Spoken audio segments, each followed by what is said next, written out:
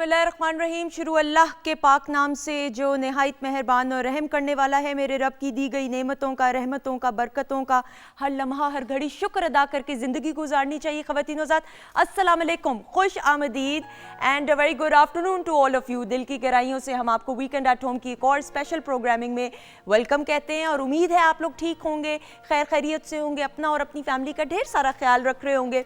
और ख़वातीन व सैटरडे के रोज़ आपकी मुलाकात होती है हमारे वीकेंड एट होम के फैमिली मेम्बर्स से, और उसके अलावा हमारे कुछ ऐसे मेहमान जिनसे बहुत कुछ और सीखने को मिलता है। सो आपका राब्ता रह सकता है पीटीवी होम के ऑफिशियल फेसबुक पेज पे। वीकेंड एट होम का वीडियो टीज़र हमने आपके साथ शेयर किया। उसके अलावा ईमेल एड्रेस तो स्क्रॉल की सूरत में चलता ही रहेगा, और पोस्टल एड्रेस है जी 21 महमूद गजनवी रोड लाहौर। मैं पोस्टल एड्रेस पे ज़्यादा इसलिए इसरार करती हूँ, स्ट्रेस देती हूँ कि मैं चाहती हूँ कि पाकिस्तान टेलीविज़न नेटवर्क के साथ जो आपका राब्ता है, जो प्यार है, जो अटैचमेंट है, जो ताल्लुक़ है, वो जो इतना सालों से चला आ रहा है और वक्त के साथ साथ और अल्हम्दुलिल्लाह और ज़्यादा गहरा होता जा रहा है। सो इस ताल्लुक़ को मद्देनज़र रखते हुए अगर आप लेटर्स हमें भेजेंगे, जो भेजते हैं, तो वो ज़्यादा अच्छी बात होगी और पॉजिटिव बात होगी। और इसके अलावा अगर आपको लगता है आप में कोई टैलेंट है, आप हमारे साथ शेयर करना चाहते हैं, इस प्लेटफॉर्म के ज़रिए लोगों तक अपनी टैलेंट की पहचान करवाना चाहते हैं, तो अगेन 21 महमूद गजनवी रोड लाहौर हमारा पोस्टल एड्रेस है। और उसके अलावा किचन के सेगमेंट में हमारे साथ शेफ़ अनम मौजूद है, उनको वेलकम करते हैं। अस्सलाम वालेकुम। वालेकुम अस्सलाम। आज आप बहुत हसीन लग रही हैं, जैसे मैंने आपको पहले कहा था। गलत तो मैंने स्क्रिप्ट में 2-3 और लाइनें भी कही थी, वो भी साथ बोलो। नहीं, वो नहीं बोली ना, लेकिन आप हसीन लग रही हैं, आपको जोड़े का कलर बहुत अच्छा लग रहा है। यही बात मैं आपको ऑफ एयर भी कह रही थी और ऑन एयर भी कह रही थी, लेकिन आपका प्यार है। Thank you so much. लेकिन इसका ये मतलब नहीं है कि वो जो 2 लाइनें मैंने और लिख के दी थी वो नहीं आप बोलिएगा, आगे बोलिएगा।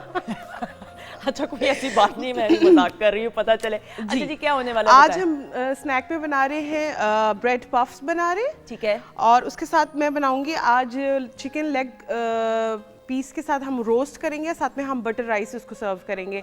और साथ में जो है ड्रिंक में आज हम ग्रेप फ्रूट मार्गरीटा बना रहे हैं, क्योंकि मैंने कहा ऑरेंजेस का जाने का बस वक्त ऑलमोस्ट आ गया हुआ है, तो जाते ही बाहर के हम जो है वो ग्रेप फ्रूट को एंजॉय कर ले। तो आज हम ग्रेप फ्रूट मार्गरीटा बनाएंगे। बिल्कुल सही, तो आप बनाना शुरू करें और हम सर सादिया अरशद साहिबा को वेलकम करते हैं। अस्सलाम वालेकुम। वालेकुम अस्सलाम। कैसी हैं आप? बिल्कुल ठीक। और अनम ने जो कहा था गलत नहीं कहा था यार, आपको ये कलर इतना अच्छा लग रहा है। अच्छा। और कुछ लोग होते हैं ना, वो हर कलर में बड़े खूबसूरत लगते हैं और बड़े फ्रेश लगते हैं। मेरे मेकअप आर्टिस्ट का कमाल ज्यादा है वैसे, लेकिन आपका प्यार है। Thank you so much. ये शख्सियत का कमाल भी होता है। अगर शख्सियत खूबसूरत हो तो उस पर हर रंग और हर तरह का मेकअप भी अच्छा लगता है। बहुत शुक्रिया, थैंक यू सो मच। और सादिया के सेगमेंट का बेसब्री से आपको इंतजार होता है, और मैं इनके सेगमेंट में बिल्कुल खामोश रहती हूँ, जो बड़ा मुश्किल सा काम है मेरी शख्सियत को सोचते हुए और समझते हुए। लेकिन सादिया, हम आइंदा आने वाले हफ्ते के सितारों का क्या अहवाल है और क्या कुछ होने वाला है? जी, बहुत बड़े चेंजेस हैं। ओके। इसको हम कहते हैं प्लैनेट जुपिटर, जिसकी वजह से सबकी जिंदगी में एक, इसको हम कहते हैं अ बिग हैपनिंग, यानी कि सबके मामलात चेंज होते हैं। तो हम एरीज टू पाइसेस वैसे बात करते हैं, लेकिन मैं ये बात सिर्फ इसलिए बता रही हूँ क्योंकि हर साल सबकी ज़िंदगी चेंज होती है। एक नया अहवाल आता है ज़िंदगी में, उसके मुताबिक पैटर्न्स ऑफ लाइफ चेंज होते हैं। जैसे कि एरीज से ही स्टार्ट करते हैं, तो एरीज आप लोगों के लिए it's a wonderful and ideal time to get married, यानी कि शादी के लिए सबसे अच्छा और हसीन टाइम है। रिश्ते भी आएंगे, मामलात भी बनेंगे, और जो लोग बहुत अरसे से किसी कॉम्प्लिकेटेड रिलेशनशिप में, यानी कि प्रॉब्लम्स चल रहे हैं, इश्यूज आ रहे हैं, एक तो उनके लिए भी अच्छा। दूसरा, जो लोग वर्किंग सिनारियो में बहुत ज़्यादा हर्डल्स महसूस कर रहे थे या चीज़ें उलझन में आई हुई थी, वो भी बेहतर होगा। ये इतना अच्छा टाइम है कि इसको हम कहते हैं स्टेटस आता है, फेम आता है, नेम आता है, हर चीज़ के लिए एरीज का बेसिकली मैं यूँ कहूँगी कि ये एरीज के लिए सबसे अच्छा वक्त है, बहुत अच्छा, बेहतरीन टाइम। एक्सीलेंट। फिर आ जाते हैं जी टॉरस। टॉरस आपके लिए जो बहुत ऐसे मामला, जो लोग मुल्क से बाहर सेटल होना चाहते हैं, आप जहाँ कहीं भी दुनिया में रह रहे हैं, एक जगह से दूसरी जगह का शिफ्ट आता है, घर का चेंज हो, आप अपने कारोबार में कोई चेंज लेकर आना चाहते हैं, जॉब में चेंज, क्योंकि ये आपकी ज़िंदगी को ना टोटली चेंज करेगा।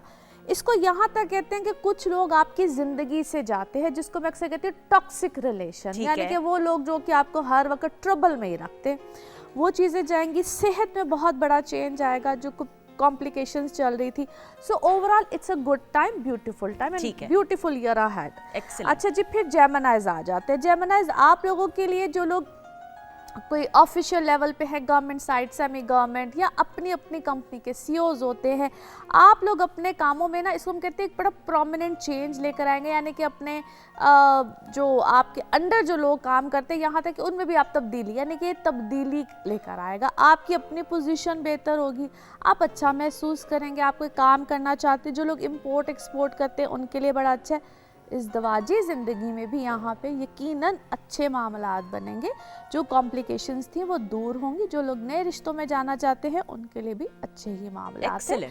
कोई बुराई वाली चीज़ या कोई बुरी चीज़ नहीं है, सिर्फ उन लोगों को थोड़ा सा एहतियात करना है जिनके लिए कोई अदालती मामलात अक्सर उनको प्रॉब्लम दे रहे हैं, और बहुत लंबे अरसे से जिनको दे रहे हैं। यहाँ पे कोशिश कीजिए कि आपकी चीज़ें या तो सॉर्ट आउट हो जाए या आउट ऑफ द कोर्ट भी। अगर आप कोई सेटलमेंट्स करना चाहते हैं तो अच्छा बेहतरीन वक्त है, यहाँ पे आपकी सुनवाई हो सकती है। गुड। अच्छा जी, फिर आ जाते हैं कैंसर। कैंसेरियंस थोड़ा सा एहतियात से चलिएगा, मोहतात रहिएगा। ये ना हो कि आप लोगों को कुछ कॉम्प्लिकेशंस आए, या आप लोग कुछ थोड़ी सी ट्रबल में आए, या कोई हैसल्स, कोई प्रॉब्लम्स आप लोग फेस करें। और थोड़ा सा ऐसी चीज़ें जिसको हम कहते हैं कि कोई घर का मामला हो या घरेलू मसाइल हो, उसमें भी उतार चढ़ाव 19-20 इस टाइप की चीज़ मिल सकती है। बाकी अगर आप लोग अपने कामों में जाना चाहें, कोई नया काम हो या पुराने काम को थोड़ा सा बेहतर करना चाहिए, बिल्कुल अच्छा है। लेकिन कोई बहुत बड़ा जंप मत कीजिएगा, बहुत बड़े इस वक्त फैसले मत कीजिएगा। स्लो डाउन, अभी ज़रा स्लो रह के आगे जाके बेहतरी कुछ आएगी, लेकिन अभी कोई बहुत बड़े जंप इन करने वाला टाइम नहीं है। जेमिनाइज को हम मिस कर गए थे, उसको ज़रा दोबारा ले आते। जेमिनाइज आप लोगों के लिए आफ्टर ऑल एक्सीलेंट टाइम, क्योंकि ये आपको बहुत अरसे से, जेमिनाइज को मैं कही थी कि कोई आपको लिटिगेशन यानी कि अदालत हो, कुछ हो, दुश्मनी हो, कुछ भी हो, ये लोग बहुत ट्रबल में थे पिछले कुछ अरसे से। फाइनली ये वक्त इनको फेम देगा, कोई पोजीशन अच्छी दे सकता है, बेहतरी दे सकता है। घरेलू लाइफ, या जिनकी घरेलू लाइफ थोड़ी सी ट्रबल में होती है, हस्बैंड वाइफ रिलेशनशिप, कुछ भी आपका रिलेशन चल रहा हो, वहाँ पे इनमें ना एंगर इश्यूज बहुत रहेंगे। और वो एंगर क्या करता है, फाइनली आपको किसी प्रॉब्लम में लेकर जाता है, बाद में सिर्फ रिग्रेट होते हैं। ये एक टेम्परेरी फेज़ है, इसको प्लीज़ काइंडली थोड़ा सा हौसले से और थोड़ा थोड़ा, मैं इसको कहती थी, जितना आप ज़रा तहम्मुल मिजाजी के साथ गुजार लेंगे तो ज़रा अच्छा है। टेम्परामेंट्स हाई रहेंगे। अच्छा, वो लोग बड़े खुशकिस्मत रहेंगे जो लोग नए रिश्तों में, यानी कि जो सिंगल होते हैं और नए रिश्तों में जाना चाहते हैं, उनके लिए ये वक्त बड़ा अच्छा और रोमांटिक मामलात लेकर आएगा। सो मैं हमेशा कहती थी, those who are single ready to mingle तो उनके लिए ये अच्छा टाइम है, बेहतरीन वक्त है। अच्छा जी, फिर हम अब आएंगे लियोज पे। लियोज आप लोगों के लिए ना ये वक्त टोटली सिनारियो आपका चेंज करेगा। ओवरसीज़ जो लोग हैं, जिनकी क्लाइंटेज होती है या जिनकी नौकरियां इस तरह की होती हैं, अपने मुल्क में बैठे हुए भी हम समटाइम्स ओवरसीज़ कोई अप्लाई करते हैं, कोई नौकरी की तलाश होती है, और अक्सर जिन लोगों की हवा में नौकरी होती है, पायलट्स होते हैं, कुछ इस टाइप के लोग होते हैं, उनके लिए बहुत अच्छा टाइम है। अपॉर्चुनिटीज़ बहुत ज़्यादा रहेंगी। जॉब को चेंज करना है, या जॉब में कोई आप कोई चेंज करना चाहते हैं, या आपको इंक्रीमेंट्स को मुतवक्क हैं, कुछ भी है, यहाँ पे यकीनन आपको कोई ना कोई बेनिफिट मिलेगा।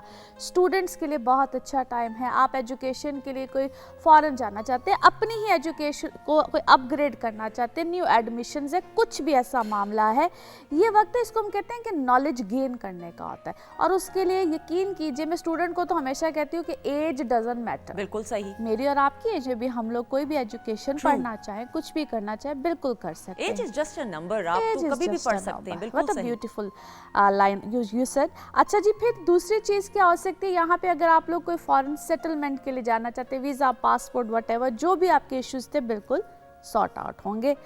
अच्छा जी, फिर आ जाते हैं वर्गोज। वर्गोज आप लोगों के लिए नो वंडर ब्यूटीफुल टाइम। इसको हम यूँ कहेंगे कि आप लोग अगर कोई जायदाद के जिनके मसले होते हैं, विरासती जायदाद, एक तो वो आपको एक्स्ट्रा ऑर्डिनरी फेवर मिल सकती है। खुद अगर आप कोई प्रॉपर्टी बाइंग सेलिंग के इश्यूज में डले हुए थे, कुछ नहीं मिल रहा था, कुछ ख़रीदा नहीं जा रहा था, तो ये वक्त आपको एक्स्ट्रा ऑर्डर, कहते छप्पड़ फाड़ के नहीं पैसे आते। यहाँ तक कि मैं एक और यहाँ पे एक लाइन कहती होती हूँ कि अक्सर कमेटी डालो तो कमेटी नहीं निकलती जनाब। सही। तो इस वक्त में यहाँ तक भी बात पूरी हो जाती है कि भाई आपको ऑल ऑफ अ सडन, इसको हम कहते हैं कि इजी गेन, इजी मनी, तो इस टाइप की चीज़ आ जाती है और सडन गेन्स भी होते हैं। तो यहाँ पे ये वाली मामलात आपके बिल्कुल पूरे होंगे और अल्लाह ताला बिल्कुल रहीम व करीम है, तो इंशाल्लाह ताला ऐसे मामलात होंगे। फिर आ जाते हैं जी आपकी पर्सनल इमोशनल लाइफ पे। तो पर्सनल इमोशनल लाइफ ऑलरेडी बहुत अरसे से अच्छी ही थी, अभी भी मामलात अच्छे रहेंगे। सिर्फ एक चीज़ जिसको हम कहते हैं थोड़ा सा अन्ना का प्रॉब्लम आएगा, ईगोइस्टिक होंगे, वो मत होइएगा, अपने मामलात को थोड़ा सा ईजी रखिएगा, तो everything will be all right. बिल्कुल सही। इसी के साथ जरा आपको ब्रेक देते हैं और शेफ अनम की हील्स की हमें आवाज़ें आ रही थी, तो अनम बहुत एक्टिव हुई हुई। अनम क्या कुछ हो रहा है किचन में, बताएं। जी, मैं बिल्कुल अपने जो ब्रेड पफ्स हैं उनको फ्राई कर रही हूँ, क्योंकि उसको मैंने ऑलमोस्ट जो है रेडी किया था, तो मैं आपको उसकी रेसिपी शेयर कर लेती हूँ उसके साथ। सिंपल हमने चिकन लेना है, बोनलेस ले लें या आप विंग्स भी ले सकते हैं। उनको आपने लेकर बॉईल कर लेना है सॉल्ट एंड ब्लैक पेपर के साथ। उसके बाद जो नेक्स्ट स्टेप होगा, मैं इसके अंदर जो है यूज़ कर रही हूँ मिल्की ब्रेड। तो अगर आप रेगुलर ब्रेड यूज़ करना चाहें तो आप रेगुलर ब्रेड भी इसके अंदर यूज़ कर सकते हैं। उसके अलावा जो है इसके अंदर जाएगा थोड़ा सा काली मिर्च, थोड़ी सी हम इसके अंदर मायोनीज़ ऐड करेंगे, तकरीबन 1 कप के करीब। 2 टेबलस्पून इसके अंदर जाएगी क्रीम, और इसमें जाएंगे 4 बॉइल्ड एग्स, क्योंकि मैं तकरीबन एक स्मॉल ब्रेड की कंप्लीट ब्रेड के वो बना रही हूँ पफ्स। तो उसको आपने क्या करना है कि एग वाइट्स को चॉप कर लेना है और जो योक है उसको अच्छी तरीके से मैश कर लें। सारी चीज़ों को कंबाइन करने के बाद उसमें मैंने थोड़ा सा कोरिएंडर और 2 से 3 हरी मिर्चें ऐड की हैं। उसके बाद आपने इसके अंदर ब्रेड में इसकी स्टफिंग करनी है, एग से इसकी पहला कोट करना है और सेकंड कोट जो है इसका ब्रेड क्रम्ब के साथ भी करना है। तो आप इसको चाहे तो बेक भी कर सकते हैं और आप इसको चाहे तो शैलो फ्राई, डीप फ्राई, दोनों ऑप्शन आपके पास अवेलेबल है। Up to you. बिल्कुल सही। अच्छा जी, दूसरी रेसिपी। उसके बाद ग्रेपफ्रूट मार्गरीटा के लिए ग्रेपफ्रूट मैंने लिया है 1 अदद, तकरीबन 1 कप के करीब जो है इसके अंदर मिंट जाएगा, इसमें सॉल्ट जाएगा, ब्लैक सॉल्ट, साथ में इसके अंदर शुगर ऐड करेंगे और इसको थोड़ा सा पानी डाल के जो है हम अच्छी तरीके से ब्लेंड कर लेंगे। उसके बाद कोई भी वाइट सोडा या स्पार्कलिंग वाटर जो है आप इसके अंदर डालकर और आप मार्गरीटा को एंजॉय कर सकते हैं। बिल्कुल सही। मैं पर्सनली तो पानी का इस्तेमाल ज्यादा जी बिल्कुल, हाँ जी, स्पार्कलिंग वाटर या क्लब सोडा जो भी होता है आप यूज कर सकते हैं, क्योंकि इसमें फिर ये होता है कि वो आप सोडा इस्तेमाल करते हैं, आप अप टू यूज का मजा बहुत होता है, लेकिन दैट बिकम्स मोर फैटनिंग। तो अगर आप पानी डालेंगे तो ज्यादा बेहतर भी होगा। जी बिल्कुल। अच्छा जी, नाउ 7 सितारा जी। फिर आ जाते हैं लिब्राज। लिब्राज आप लोगों के लिए फाइनली पूरे 1 साल के बाद, वो कहते हैं ना, पीस ऑफ माइंड है, ज़िंदगी अच्छी हुई है, रिश्तों में आपकी अपनी पर्सनालिटी में बहुत चेंज आएगा। एक बड़ी इंटरेस्टिंग बात बताती हूँ, जिन लोगों ने बहुत वेट गेन किया होता है ना, यहाँ पे वो अपने पर तवज्जो देंगे, क्योंकि इससे पहले ना इनकी सेहत के प्रॉब्लम्स, हेल्थ इश्यूज, यहाँ तक कि अपना आप जिसका इंसान केयर ही नहीं करता ना, वो वाली सिचुएशन इनके ऊपर लास्ट पूरा एक टेन्योर ऐसा गुजरा है 1 साल का। अब आके they will take care of your themselves, और बड़ा अच्छा अपने ऊपर स्पा भी जाना है, टेक केयर भी करनी है। मेल और फीमेल दोनों के ऊपर ये चीज़ें अप्लाई होती हैं।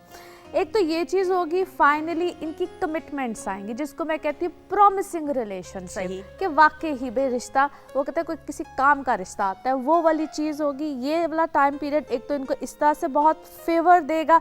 दूसरी अच्छी बात ये कि इनको बहुत अरसे से वो लोग जिनको बहुत स्वेर किस्म के कोई डिप्रेशन के फेजेस थे या जो भी इस तरह का फेज था, या हेल्थ में ऐसे इश्यूज थे जो कि सॉर्ट आउट नहीं हो रहे थे, फाइनल इट्स अ रिलीफ, बहुत बड़ा रिलीफ मिलेगा। शुक्र अल्हम्दुलिल्लाह। और बड़े एक अजीब से टेन्योर से लोग गुजरे हैं, फ्रैंकली, जो लोग गुजरे हैं डेफिनेटली दे नो। अच्छा, अब ये इनके लिए बहुत बड़ा रिलीफ का टाइम है, तो ये तो इसी चीज़ में मुतमईन रहे कि अब फाइनली एक ज़िंदगी का न्यू चैप्टर स्टार्ट होगा।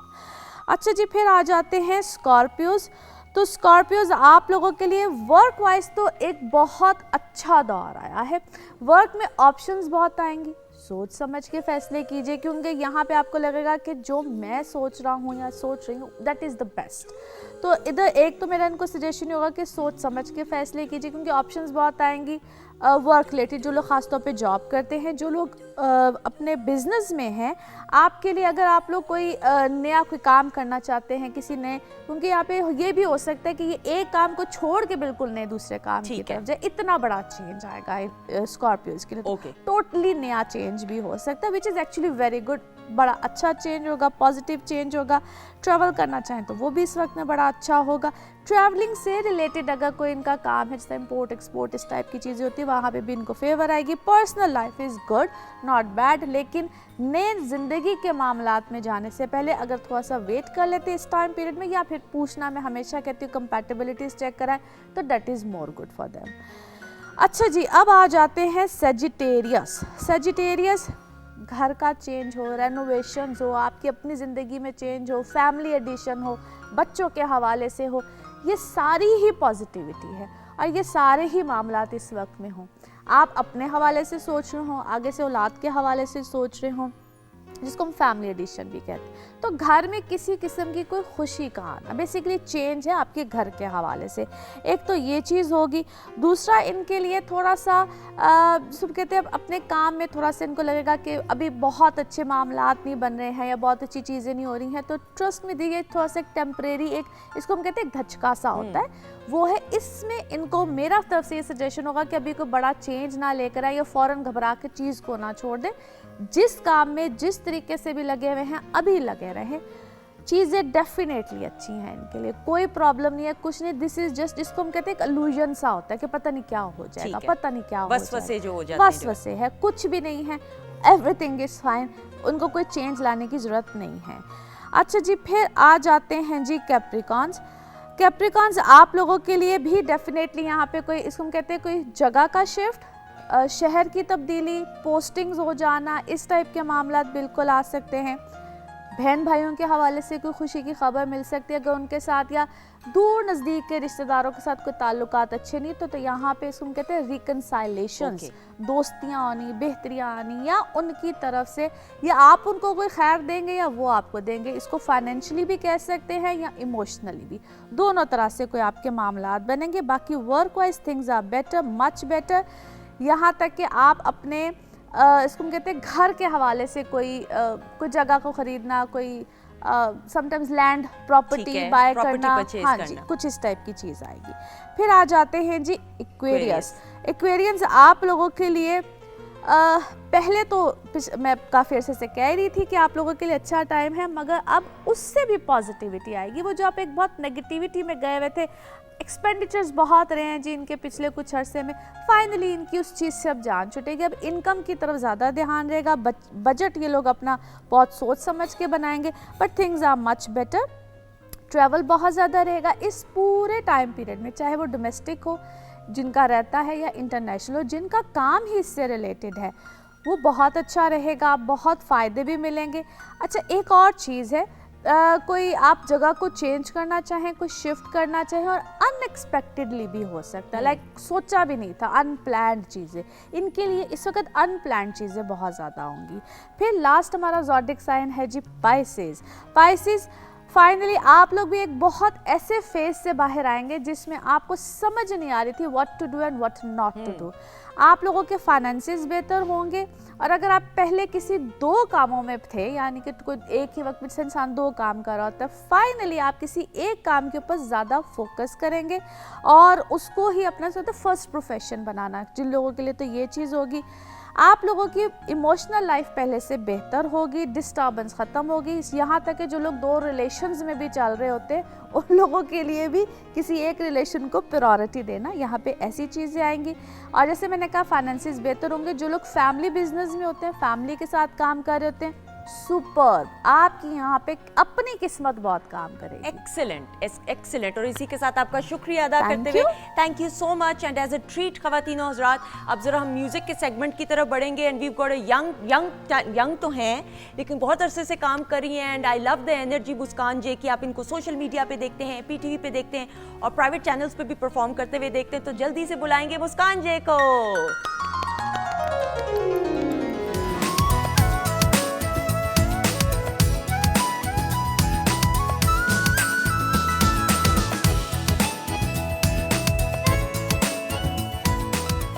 जी ख़वातीन-ओ-ज़ात, खुश आमदीद, वेलकम बैक वंस अगेन। और ब्रेक के बाद हमें दो बहुत ही प्यारी सी लड़कियों ने ज्वाइन किया है और ब्रेक पे जाने से पहले तो एक लड़की ने अपनी आवाज़ में बहुत खूबसूरत सा गाना भी गाया है, तो मुस्कान जे को पहले वेलकम करते हैं। अस्सलाम वालेकुम। वालेकुम सलाम, कैसी हैं आप? बिल्कुल ठीक, अल्लाह का शुक्र। You looking lovely in this shocking pink. Thank you very much. Thank you मेरे का so शॉक कर दो। हाँ, बहुत अच्छा, बहुत प्यारा Thank लग you. रहा है। इट्स ऑलवेज लवली कि आप प्रोग्राम में आती हैं। थैंक यू वेरी मच कि आप लोग मुझे बुलाते हैं, बार बार प्यार और मोहब्बत का मुजाहिरा करते हैं कि हमारे पास एक प्लेटफॉर्म है जहाँ पे हम जाते हैं और अपने टैलेंट को दूसरों तक पहुँचा सकते हैं। बिल्कुल, और ये प्लेटफॉर्म पाकिस्तान बिल्कुल। टेलीविजन नेटवर्क आप सबके लिए थैंक यू। और ब्रेक के बाद जी सादी अरशद के सेगमेंट के बाद आपको मालूम है रूटीन के मुताबिक डॉक्टर फरजीन मलिक हमारे साथ मौजूद है, इनको वेलकम करते हैं। अस्सलाम वालेकुम। वालेकुम अस्सलाम। एक लड़की दूसरी लड़की को सलाम कर रही सलाम। है और वो वालेकुम सलाम कह रही है। अस्सलाम। क्या हाल है? बिल्कुल ठीक, दुआएं आपकी एंड थैंक यू आप सो बहुत अच्छी लग रही हैं, आपका कलर बहुत फ्रेश लग रहा है माशाल्लाह। अच्छा, और अभी मैं ब्रेक में कुछ और कह रही थी। नहीं, थैंक यू आप प्लीज वो कुछ और ना कहें। अच्छा ना कहूँ, अच्छा चलो, okay, thank you so much, thank you. You're welcome. अच्छा ख़वातीन हज़रात, ब्रेक पर जाने से पहले भी वो वीडियो टीजर में भी हमने आपके साथ शेयर किया कि आज का डॉक्टर फरजीन मलिक साहिबा का जो सेगमेंट है उसमें जो टॉपिक है आई एम श्योर हर घर में कोई ना कोई अपने साथ इसको रिलेट ज़रूर कर सकता है। ई सिगरेट्स डॉक्टर साहिबा, मर्द हजरात जो ई सिगरेट्स इस्तेमाल कर रहे हैं इंस्टेड ऑफ स्मोकिंग, जो दूसरी चीज़ होती है, ये जो वेपर्स हैं या ई सिगरेट्स हैं, इसके बारे में थोड़ा सा बताते हैं। अच्छा, वेपिंग, जूलिंग या जो ई सिगरेट्स हैं वो आजकल बहुत इन हो रहे हैं और हर जेंडर में, इवन हर एज ग्रुप में इन हो रहे हैं। पीपल थिंक दैट जो इसका काउंटर पार्ट है सिगरेट स्मोकिंग, उसके कंपेयर्ड वेपिंग जो है दैट्स नॉट इंजूरियस और लेस इंजूरियस, तो वो एक मिथ है। एक्चुअली स्मोकिंग चूँकि has been a long time, has been around a long time, तो उसके ऊपर काफ़ी सारी रिसर्च हो चुकी है। कुछ 70,000 से ज़्यादा उसके अंदर हार्मफुल केमिकल्स आइडेंटिफाई हुए हैं, जिससे हमें पता लगा है कि वो हमारे ना सिर्फ लंग्स बल्कि पूरे सिस्टम के लिए कितना इंजूरियस है। और वेपिंग जो है, चूँकि this is a considerably newer idea, तो इसलिए इतनी रिसर्च नहीं हुई, लेकिन जो रिसर्च सामने आ रही है वो अनफॉर्चुनेटली इस तरफ पॉइंट नहीं कर रही कि ये इंजूरियस नहीं है, ये भी ठीक ठाक इंजूरियस हैं। बल्कि एक मिथ और भी थी कि ये पैसिव जो वेपिंग है, हाँ। वो भी क्या पैसिव स्मोकिंग की तरह जो आपके साथ बैठा है या जो आपके साथ कमरे में बैठा है उसको इंजरी करती है कि नहीं? जी, वो उसको भी इंजरी करती है। बिल्कुल, मेरा यही सवाल था कि जो शख्स बेचारा साथ बैठा है, जिसका कोई दोस्त या भाई या जो भी शख्स जो है वो सिगरेट ई सिगरेट हाँ, पी रहा है, हाँ। तो उसको भी वही नुकसान होगा। ऑब्वियसली, बिल्कुल, वो भी बिकॉज उस बेचारे का क्या कसूर, वो तो दोनों सिगरेट भी नहीं पी रहा। एग्जैक्टली दोनों में ना निकोटीन में भी और निकोटीन कह रही हूँ सिगरेट में भी और इवन वेपिंग में भी दो चीज़ें बहुत सिमिलर हैं। पहले हीटिंग और फिर फ्यूम्स, ठीक है, यानी कि धुआं और गर्म करना। तो वेपिंग में भी आपको पता है कि जो वेप लिक्विड होता है या जो वेप जूस जिसको कहते हैं, आप उसको डालते हैं, वो हीट अप होता है। जब वो हीट अप होता है तो वो फ्यूम्स देगा। बिल्कुल सही। ठीक है। अच्छा, अब मैं आपको बिल्कुल एक पैरेलल इसकी बताती हूँ कि पैरेलल क्या हो सकता है। आपने नेबुलाइजिंग का सुना होगा। बिल्कुल ऐसा ही है। अक्सर लोग जिनको शॉर्टनेस ऑफ ब्रेथ हो या बच्चे जिनको एस्थमा हो या बड़े जिनको एस्थमा हो, वो नेबुलाइजिंग करते हैं। वो एक ऐसे ही होता है कि आप एक लिक्विड डालते हो और उसके बाद वो हीट अप होता है और उसके फ्यूम्स निकलते हैं, जिससे आप नेबुलाइज करते हो तो सांस खुलता है। इनहेल करते हो। किस वजह से खुलता है? यही वजह है ना कि जो ड्रग डिलीवरी है या जो केमिकल आपको ठीक करने वाला है वो आपके लंग्स में जल्दी पहुंच रहा है under the influence of heat and fumes. Okay. ठीक है, तो वो आपके लंग्स के पास जब जाता है, आखिर आप मतलब उसका टीका क्यों नहीं लगा देते? आप उसको नेबुलाइज कर रहे हो तो वो लंग्स एक्सपैंड कर जाते हैं, जो कि कोलैप्स हुए होते हैं। सही। इधर वही सीन चल रहा है, आप लिक्विड डाल रहे हो, वो हीट हो रहा है, उसके फ्यूम्स निकल रहे हैं, मगर they are all injurious fumes okay. और वो जाके लंग्स को डैमेज कर रहे हैं फौरी तौर पे। बल्कि सुंदर साहब, तो जो टीनेजर्स में बड़ा वेपिंग का हो गया है कि चलें जी सिगरेट स्मोकिंग नहीं एक करते। फैशन बन गया है। आई डोंट नो, स्टेटस हाँ, सिंबल तो मुझे नहीं हाँ, पता है कि हाँ, नहीं, फैशन भी इसमें हाँ, क्या ही हाँ। बात है। No, it is Muskan, very आपने भी देखा fashionable. होगा बच्चों को, यंगस्टर्स को बिलखसूस, आई डोंट नो कि वो क्यों इस ट्रेंड की तरफ चले गए हैं। बिल्कुल, हमारे मतलब कि हमारी जॉब भी ऐसी है कि हमारा जो एक एक इवेंट है उसमें हज़ारों की तादाद से बच्चे यूथ Concerts में नजर आते हैं, कॉन्सर्ट्स हाँ। में।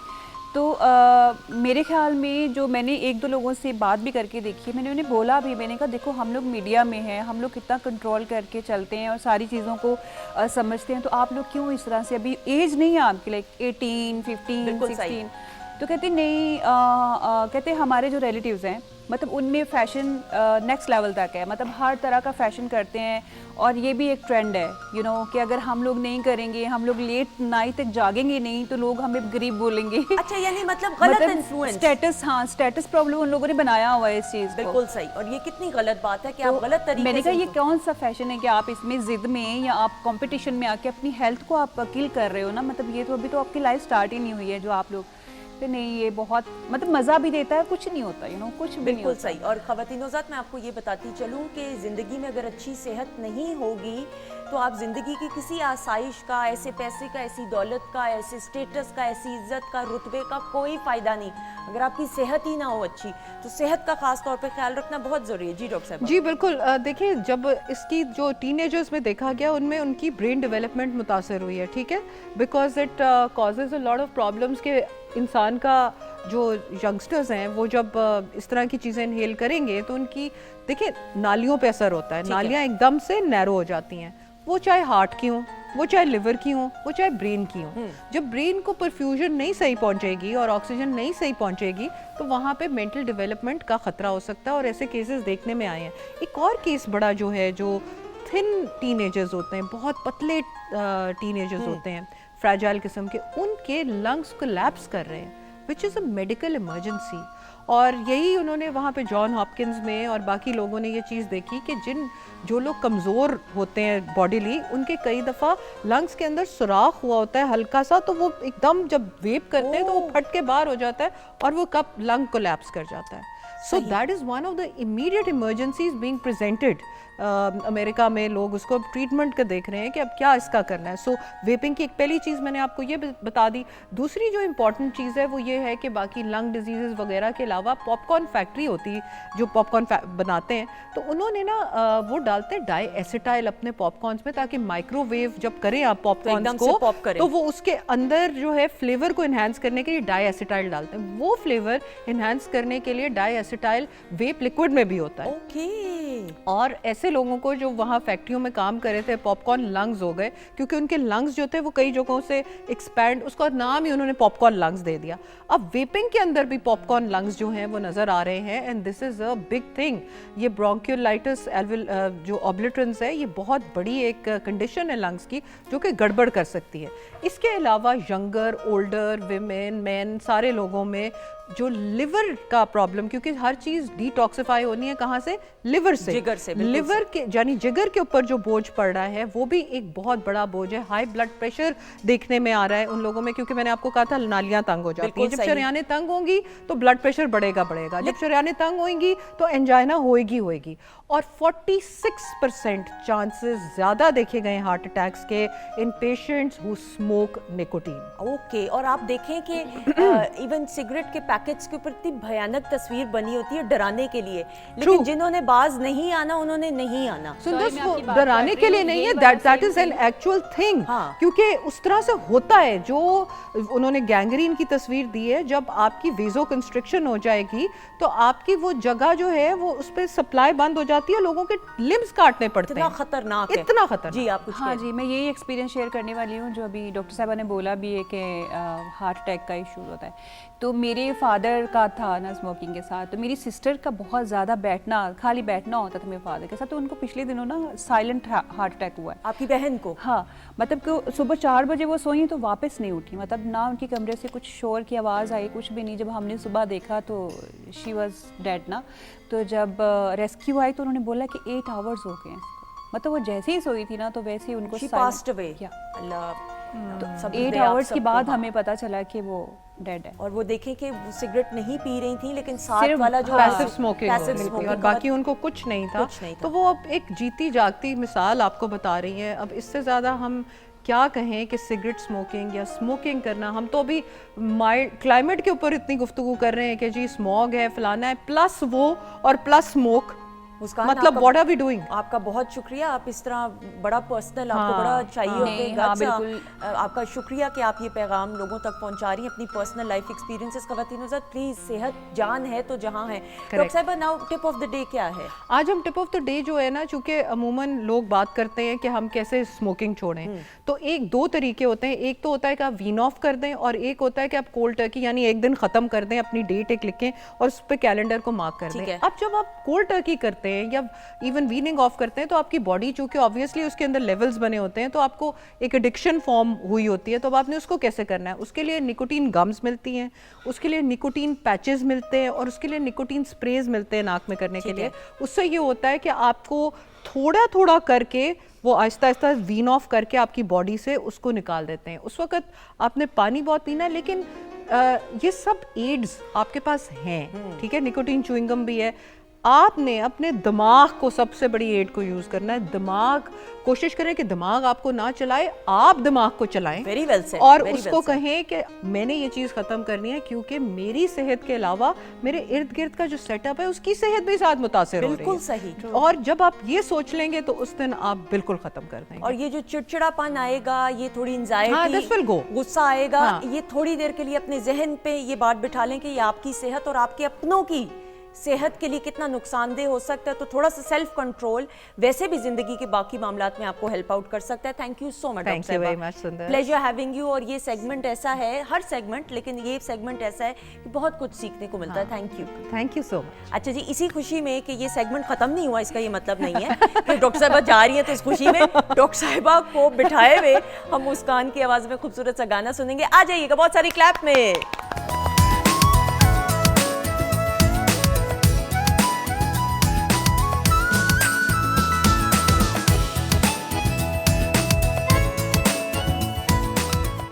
जी ख़वातीन नौज़ात, खुश आमदीद, वेलकम बैक वंस अगेन। और ब्रेक के बाद हमारे जो मुअज़्ज़िज़ मेहमान जिन्होंने हमें ज्वाइन किया है, हमारे साथ मुस्कान जी तो मौजूद ही हैं, और उनकी आवाज़ में खूबसूरत गाने भी आप सुन रहे हैं, उनसे भी बातचीत होगी।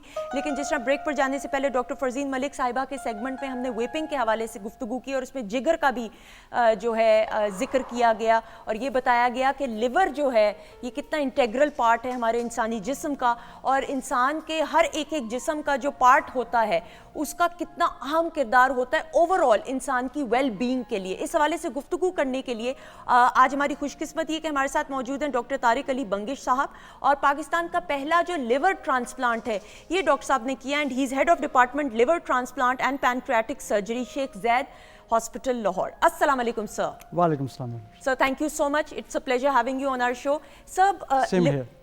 लिवर ट्रांसप्लांट की जब आप बात करते हैं, यानी हम उर्दू में सादा ज़बान में बात करें तो जिगर का जो ट्रांसप्लांट है, पहले तो जिगर की इंसानी जिस्म में अहमियत के हवाले से गुफ्तगू करते हुए। जी देखिए, जिगर को अगर मैं इसको शॉर्ट लफ्ज़ में कहूँ तो इट इज़ अ फैक्ट्री, ठीक है ना। तो जो आप बातें कर रही हैं, जो आप चलती हैं, जो आप सोचती हैं, सोती हैं, ठीक है ना, हर वक्त में आपको जो एक एनर्जी सोर्स चाहिए होता है वो आपको लिवर प्रोवाइड करता है। तो liver work as a factory, ठीक है ना। तो अगर ये फैक्ट्री ठीक होगी तो आपके सारे आज़ाद ठीक चलते रहेंगे, और अगर ये ख़राब हो गया तो अपने साथ साथ ये और ऑर्गन्स को भी ख़राब करेगा। मेन फंक्शंस में इसके ये आ जाते हैं कि आपके जो शरियाने में जो खून बहता है उसमें एक क्लॉटिंग का एक मेकैनिज़म होता है कि वो जो है ना वो खून जम जाए, जहाँ पे वेसल डैमेज हो जाए, ये वगैरह। तो वो जो क्लॉटिंग फैक्टर्स हैं वो लिवर बनाता है, प्रोटीन्स आपके जो है ना वो लिवर बनाती हैं। डिटॉक्सिफिकेशन का काम करता है कि अगर आप कोई ऐसी चीज़ें खा जाती हैं वो आपके सिस्टम में एंटर हो जाती ठीक है। हैं, तो वो लिवर उनको डिटॉक्सिफाई कर देता है, ठीक है ना। तो ये आपके मेजर जो है ना वो फंक्शंस हैं, और वो जिससे जो है ना आपकी बॉडी जो है ना वो सही रहती है। बिल्कुल सही। सो डायरेक्टली इनडायरेक्टली हर तरह से वेल बीइंग जो इंसानी जिस्म की है वो जिगर से रिलेटेड है। एब्सोल्युटली। सब नाउ जिगर ट्रांसप्लांट की बात करें, यानी लिवर के ट्रांसप्लांट की बात करें, थोड़ा सा ये बताते हुए फिर पाकिस्तान का पहला लिवर ट्रांसप्लांट आपने किया सर। जी जी जी exactly. I think this idea was conceived क्योंकि प्रॉब्लम जो ये बेल्ट है पाकिस्तान, इंडिया, बांग्लादेश, नेपाल, ठीक है ना, और साथ में अफ़गानिस्तान, ये area unfortunately poor health policies की वजह से जो है ना हेपेटाइटिस सी और हेपेटाइटिस बी, ठीक है ना, इनका जो है ना ये मेन गढ़ रहा है ये एरिया, जिसकी वजह से उनका एंड रिज़ल्ट होता है कि जो आपके लिवर डैमेज हो जाते हैं। और ये तकरीबन आपकी हर फैमिली का हाल है कि हर फैमिली में आपका एक दो ऐसे होंगे कि जिनको जो है ना ये हेपेटाइटिस सी होगा, और उसके बाद उसका लिवर डैमेज हो जाएगा। अब ये इसका इलाज मेडिसिन से बहुत कम है, तकरीबन 10-15% ऐसा होगा कि जो मेडिसिन से हो सकता है कि लिवर रिकवर कर जाए, लेकिन मोस्ट ऑफ द टाइम ये लिवर फेल्योर की तरफ चला जाता है। और जब ये फेल्योर की तरफ चला जाता है तो ऐसी यंग जवान लड़कियां बंदे जो है ना वो देखेंगे कि उनके पेट में पानी प्रोट्रूडेड होगा, आंखें पीली होंगी, खून की उल्टियाँ करते होंगे, ठीक है ना, और वो अपने बेड से उठ भी नहीं सकते, अपने लिए कुछ कर भी नहीं सकते। ये तो फिर बिल्कुल ही एक्सट्रीम कंडीशन चली। ये एक्सट्रीम कंडीशन में जिसमें आपको फिर लिवर ट्रांसप्लांटेशन की जरूरत पड़ जाती है। यानी ट्रांसप्लांट सिर्फ एक्सट्रीम सूरत में है, बाकी सूरत में मतलब है कि ये आप उसको, और फिर दूसरी बात है कि अगर ये जाता रहा तो यही कैंसर का वजह बन जाती है। तो फिर उसमें फिर ये है कि आपके पास या यही ट्रांसप्लांटेशन या मैं वो हिस्सा ऑफ जिगर जहाँ पे वो कैंसर पड़ा हुआ है उसको मैं काट के रिसेक्ट कर दूँ। सही साहब, कहना आसान है, बताना आसान है, लेकिन जो गुजरता है इस ट्रांसप्लांट के जरिए, पहले तो ये बताइएगा कि ऑब्वियसली एक ज़माना ऐसा था, हमने एक दौर ऐसा भी देखा कि लोग जिगर के ट्रांसप्लांट के लिए चाइना जाते थे या बाहर के ममालिक जाते थे। अब जो फैसिलिटीज़ हैं माशाल्लाह से पाकिस्तान में, मैं समझती हूँ कि कोई भी कमी नहीं है कहीं पे भी, हर किस्म का ऑपरेशन यहाँ पे बड़े अच्छे तरीके से होता है। इतने काबिल डॉक्टर्स आपको देखती हूँ मैं, इतने डॉक्टर्स और बाकियों को देखती हूँ माशाल्लाह से हाईली क्वालिफाइड इंटरनेशनल लेवल के ऊपर, अल्हम्दुलिल्लाह। सर लेकिन जब हम जिगर के ट्रांसप्लांट की बात करते हैं, ये ऑपरेशन कितने दौरानिए का होता है, इसके प्रोज एंड कॉन्स क्या होते हैं, थोड़ा सा ये बताते हैं। Okay madam, I think process शुरू करने से पहले I think I was in England before, कि जहाँ पे मैं अपना जो है ना वो जो काम करता था, और वहीं पे फॉर एग्जाम्पल जब ये आइडिया, क्योंकि लोग इंडिया जाते थे, चाइना जाते थे, वहाँ पे आपको लैंग्वेज बैरियर भी था, आपको वहाँ पे कोई आपका था नहीं, आपके पास फाइनेंसेस का इशू भी होता था, पैसे ख़त्म हो जाते थे। तो वो ऐसे भी हमने इंस्टेंसेस देखे हैं कि वो आपको, क्योंकि जब वहाँ पे तो पैसे ख़त्म हो जाए वो क्या करें, वो आपको एम्बुलेंस में डाल के वाघा बॉर्डर पे छोड़ देते थे, और फिर वाघा बॉर्डर से फिर वो बॉडीज़ जो है ना हम कलेक्ट करते थे। तो यानी ऐसा हुआ है, this is been multiple time. फिर उसमें मेरे ख्याल में क्रेडिट जाता है गिलानी साहब को, यूसुफ रज़ा गिलानी साहब को, कि उस टाइम में ये आइडिया कंसीव हुआ और उसको प्रेजेंट किया गया, एंड देन ही सेड कि भी ये होना चाहिए, and basically he interviewed us when we were in England, London में थे, तो उन्होंने कहा कि उन्होंने कन्विंस किया कि आप आ जाए। जब हम यहाँ पे आए तो हालात उस तरीके से आए, तो आ तो गए थे, हमने अपनी किश्तियाँ जला दी थी वहाँ पे, लेकिन ये कि फिर यहाँ पे उस तरह के हालात नहीं थे, फाइनेंसेस नहीं थे, वार्ड नहीं थे, थिएटर्स नहीं थे, क्योंकि ये इसके लिए आपको बड़े ही क्लीन थिएटर्स, क्लीन आईसीयूज़ चाहिए होते हैं। बिल्कुल। तो फिर जनाब उस टाइम पे जो है ना वो जो मियाँ साहब शहबाज शरीफ साहब थे, I think another dynamic person, तो उन्होंने जो है ना फिर यहाँ के लिए उनके साथ सीरीज मीटिंग हुई, तो ना सिर्फ उन्होंने PKLI का अलग किया, लेकिन क्योंकि उसको पता कि PKLI बनने में टाइम लगेगा, बिल्कुल, so then he supported my program in Sheikh Zayed hospital. Excellent. तो वहाँ पे उन्होंने जो है ना वो थिएटर्स बनाए, जो है ना हमारे लिए जो है ना ICU बनाए, हमारे लिए वो बनाए, और तकरीबन कोई 40 करोड़ का उन्होंने ग्रांट हमारे लिए स्पेशल रिलीज करा। एक्सीलेंट। तो जिसकी वजह से हमने न्यू इक्विपमेंट्स, न्यू थिएटर्स, अभी अगर आप मेरे थिएटर्स में, मैं एक दिन आपको इनवाइट करूंगा कि आप मेरे ख्याल में वो साइड भी देखें कि ऐसे थिएटर्स आपको पाकिस्तान, एशिया में तो क्या आपको यूरोप में भी नहीं मिलेंगे। मुझे बिल्कुल यकीन है, बिल्कुल सही, बिल्कुल सही। तो उसके बाद फिर हमारा नंबर ऑफ ट्रांसप्लांट्स भी बढ़ा, हमने 200 से ऊपर लिवर ट्रांसप्लांट्स किए, लेकिन हमारा ज़्यादा जो बोझ जो है ना वो ट्रांसप्लांट के लिए, तो नियरली तकरीबन we had 1100 patients every year for transplantation, लेकिन उनसे भी ज़्यादा पेशेंट जो है ना वो कैंसर के हैं, कि जिनको उनको लिवर कैंसर सर्जरी चाहिए होती हैं, वो भी मोरलेस ट्रांसप्लांटेशन के ज़ुमरे में आती हैं, तो उसके लिए बहुत सा पेशेंट है। तो तकरीबन मेरे तो अभी भी, अब मेरी एज कोई ज़्यादा नहीं है, I am just only few, तो still basically we have done more than 3000 liver cancer surgeries in Sheikh Zayed hospital. Okay sir, ये लिवर सिरोसिस इसको कहेंगे अगर मेरा तलफ़्फ़ुज़ ठीक है तो? सिरोसिस जब वो अपना नॉर्मल फंक्शन से तकरीबन उसमें फाइब्रोसिस डेवलप हो जाती है, और एक बहुत ही स्मूथ सरफेस इसके लिवर की होती है, ठीक है ना, बड़ा सॉफ्ट सा ऑर्गन होता है, लेकिन जब सिरोसिस में डेवलप हो जाए तो ये सख्त हो जाता है, और इस पे दाने दाने से बनने शुरू हो जाते हैं। बिल्कुल सही, जिस तरह स्किन में सिरोसिस की बीमारी होती है तो स्केली स्किन रफ हो जाता है, स्किन हो जाती है। बिल्कुल ठीक, बिल्कुल सही। सर नाउ अभी जिगर के ट्रांसप्लांट के ये कितने दौरानिए का ऑपरेशन होता है और इसके बाद क्या एहतियात करनी पड़ती है? बिल्कुल, जी अगेन वेरी गुड क्वेश्चन, क्योंकि यहाँ पे आपका काम रुक नहीं जाता, तकरीबन सर्जरी आपकी चलती है, अगर स्ट्रेट फॉरवर्ड ट्रांसप्लांट है तो that will last somewhere between 10 to 12 hours, लेकिन ये मोस्टली कॉम्प्लिकेटेड पेशेंट्स होते हैं आपके पास जब आते हैं, तो ये सर्जरी तकरीबन 14 to 18 आवर्स तक चली जाती है। तो नियरली अगर आप सुबह एक ट्रांसप्लांट शुरू करते हैं, जो कि हम शुरू करते हैं 5 बजे, 4:30-5 बजे हम ट्रांसप्लांट शुरू कर लेते हैं, ठीक है ना, और वो शाम को 7:30-8 बजे ख़त्म होता है, तो तकरीबन ये आपका लिवर का है। फिर जब ये इनके पास जो सबसे इम्पॉर्टेंट है कि इसका ICU केयर, क्योंकि इतना बड़ा ऑपरेशन आपने कर लिया, उसको किसी और का ऑर्गन आपने उसको लगा दिया, सही। वो ऑर्गन रिजेक्ट हो जाता है अगर आप उसको लुक आफ्टर ना करें, ओके। उसको प्रॉपर मेडिसिन ना दें, उसका प्रॉपर आईसीयू कवर ना दें, केयर ना दें। तो अगर आईसीयू से वो निकल आता है तो फिर उसके बाद कमरे में फिर उसको ऐसी ड्रग्स खानी पड़ती हैं कि मेडिसिन देनी पड़ती हैं कि जिसकी वजह से उसका लिवर रिजेक्ट ना हो और लिवर इसके साथ यूज टू हो जाए, इसके साथ काम करना शुरू कर दे। तो वो एक अनदर प्रोसेस है। तो नियरली 3 वीक्स उसको लग जाते हैं ट्रांसप्लांट के बाद अस्पताल से बाहर जाने में, डिस्चार्ज होने में। ठीक है। और फिर वो हमारे पास तकरीबन हर इनिशियली वीकली, फिर उसके बाद 2 वीक्सली, फिर उसके बाद 3 मंथ्स के बाद हम उसको फॉलो अप करते हैं और उसकी वो मेडिकेशंस रेगुलेट करते हैं कि जिसकी वजह से उसका लिवर स्मूथ चले। बिल्कुल सही सर। नाउ इसकी थोड़ी सी फाइनेंशियल एस्पेक्ट यानी खर्चे की तरफ आते हुए, ये जो लिवर ट्रांसप्लांट है, बहुत सारे ऐसे हमारे बहन भाई हैं जिनके पास इतने वसाइल नहीं है, तो किस तरीके से, और अगर अल्लाह ना करे किसी को ये बीमारी हो या इस तकलीफ से गुजरे, लेकिन अगर कोई इस कर्ब से गुजर रहा है तो किस अंदाज से फिर फाइनेंशियल इसमें होगी असिस्टेंस? इसमें मैडम ये कॉस्टली प्रोसीजर तो है, this no doubt about it, ठीक है ना, क्योंकि हमने बहुत भी कम कर दिया तो इसको तकरीबन जो है ना वो 45 to 55 लाख रुपीस का तकरीबन इसका इनिशियल खर्चा, और कभी कभी पेशेंट में 1 करोड़ तक भी चला जाता है। ठीक है। शहबाज शरीफ साहब के टाइम में उन्होंने एक ग्रांट एक रखी हुई थी, और जिसमें होता ये था कि जिसको भी हम रिकमेंड कर लेते कि उसको लिवर ट्रांसप्लांट वगैरह हो तो वो जाते थे, अप्लाई करते थे, उसका एक प्रोसेस होता था, थोड़ा सा ब्यूरोक्रेटिक सा प्रोसेस होता था, लेकिन वो सारा जो है ना वो फिर वो पैसे मरीज को मिल जाते थे, यानी फ्री ऑफ कॉस्ट हो फ्री जाता ऑफ था कॉस्ट उसका। एक्सीलेंट। अब वही जब जो PKLI बना, ठीक है ना, तो PKLI में भी जो है ना वो इसी मतलब है कि मियाँ साहब ने उसको एक तो बनाया, उस पर तकरीबन वो बिल्डिंग देखने की है वो उसको तो आप देखें तो ख़वातीन PKLI अगर आप जाएं, DHA फेज 7 में है ये, और अगर आप जाएं तो आप हैरान हो जाएंगे जिस अंदाज से, और स्टाफ, और आप उसकी सफाई सिर्फ देख लें तो आप परेशान हो जाएंगे। इंटरनेशनल लेवल का है अल्हम्दुलिल्लाह जी। बिल्कुल, इसको लीड भी मेरे फ्रेंड कर रहे हैं फैसल डार साहब, और इंशाल्लाह he is putting a lot of efforts to make it a success story again. बिल्कुल सही सर। ये बेसिक क्वेश्चन शायद मुझे पहले पूछना चाहिए था, लेकिन गुफ्तगू का रुख इस अंदाज से हुआ। इस नहज तक बात कब पहुंचती है कि हमने लिवर ट्रांसप्लांट कराना है? एक मरीज़ को ये कैसे पता चलेगा कि फ़लाँ मुझे इंडिकेशंस हैं तो मैं लिवर ट्रांसप्लांट कराऊं?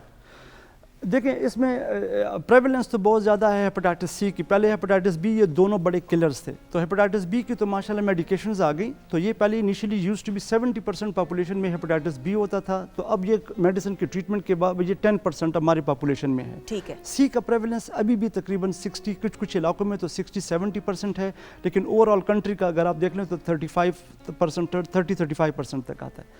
अब ये एक साइलेंट किलर है, ये आपको स्ट्रेट अवे नहीं मारता जो है ना, ये आपको जो है ना वो तकरीबन 4, 5, 6, 7 साल 10 साल के बाद अपनी जो है ना वो डिजीज़ फॉर्म में लेके आता है कि कभी आपके पेट में पानी बन जाएगा, कभी आपकी आंखें पीली हो जाएंगी, कभी आपको खारिश आने शुरू हो जाएंगे, कभी आपको खून की उल्टी आएंगी। तो ये ऐसी अलामात होंगे कि जब आप समझते हैं कि अब आपका लिवर कमज़ोर है and you should do something for your liver like.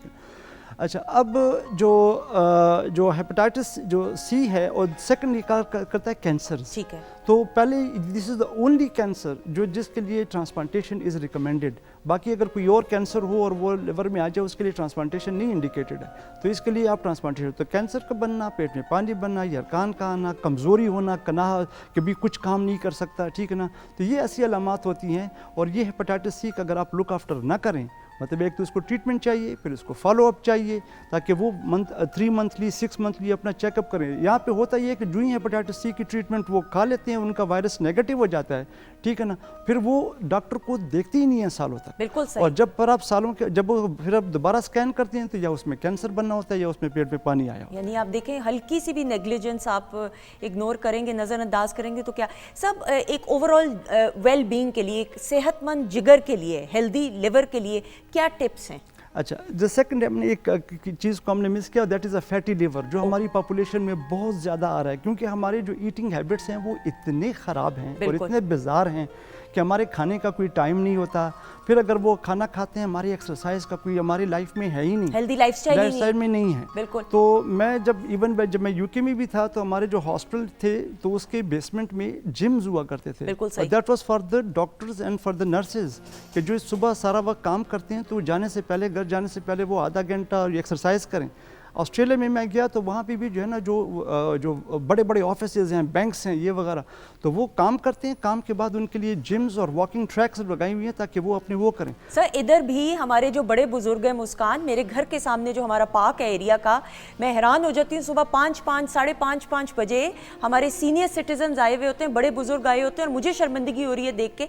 लेकिन आप देखें, इसी वजह से अगर आप सेहत का खास ख्याल रखेंगे, सुबह वॉक पे जाएंगे, ईटिंग लाइफस्टाइल, हेल्दी लाइफस्टाइल रखेंगे, तो ओवरऑल आपकी सेहत और मेंटल हेल्थ बहुत पॉजिटिव होगी। सर क्विकली अच्छा, मैं एक बात आपकी रोकूंगी, यही बात आपकी कि सुबह सुबह देखिए ये बेस्ट टाइम होता हाँ। है। अगर आप कभी निकले ना अपने एरियाज में तो हमें सीनियर्स ही मिलते हैं, ऐसा ही। मोस्टली तस्वीर पकड़ी होगी नमाज के बाद तो वो जा रहे होते हैं, वॉक कर रहे होते हैं, लेकिन हमारा ये होता है कि अच्छा आज नहीं, कल कर लेंगे। लेकिन टाइम का काम का इतना ज़्यादा बर्डन होता है ना कि बॉडी में एनर्जी रहती नहीं है शाम तक या कि रात को, और सुबह भी ये होता है कि अर्ली इन द मॉर्निंग के हम 4-5 बजे सोए रात को, तो कैसे हम करेंगे। लेकिन तो मुस्कान ये देखो कितना हमें चीज़ें- सीखना चाहिए बड़ों से। ये सीखना चाहिए। और मेरी भी यही चीज़ है कि मैं जब नमाज पढ़ती हूँ ना फजर की, घर वाले कहते रहते हैं लेकिन हमारे दोनों तरफ गेट बंद है, तो मैं यही करती हूँ कि मैं निकल जाती हूँ, चलो थोड़ी सी तो वॉक कर लूँ ना एटलीस्ट, कि वो अच्छा लगता है। और मॉर्निंग की जो वॉक होती है वो आपके लिए बहुत हेल्दी बिल्कुल, और आपको सुकून और इत्मीनान मिलता है, उस वॉक का कोई कंपैरिजन नहीं। Sir before we wind up please healthy जिगर के लिए टिप्स बता दीजिएगा। देखिए, इसमें जैसे मैंने आपको कहा कि आपको अपने डाइट पे कंट्रोल, जो नेक्स्ट जो आपको जो डैमेज कर रहा है, और जो कुछ अरसे के बाद जो किलर होगा वो हेपेटाइटिस नहीं होगा सी, आपको जो है ना होगा फैटी लिवर। सही। तो उसके लिए तो आपके लिए बहुत ज़रूरी है कि आप अपने जो है ना वो डाइट में कंट्रोल करें, ठीक है ना, उसमें ज़्यादा फैटी फूड वगैरह पे को अवॉइड करें, ठीक है ना।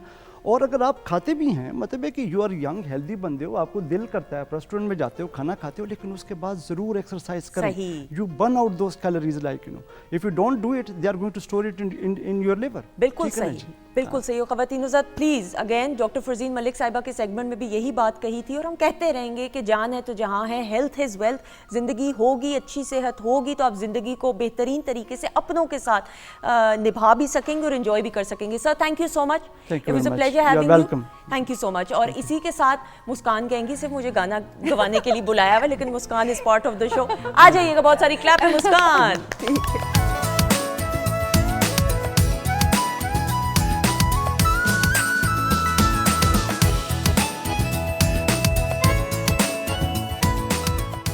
जी ख़वातीन हज़रात, खुश आमदीद, वेलकम बैक वंस अगेन। और बहुत सारे लोग मुझसे अक्सर पूछते हैं, अब ये कैसा सवाल है, इसका आज मैं आपको जवाब दूंगी।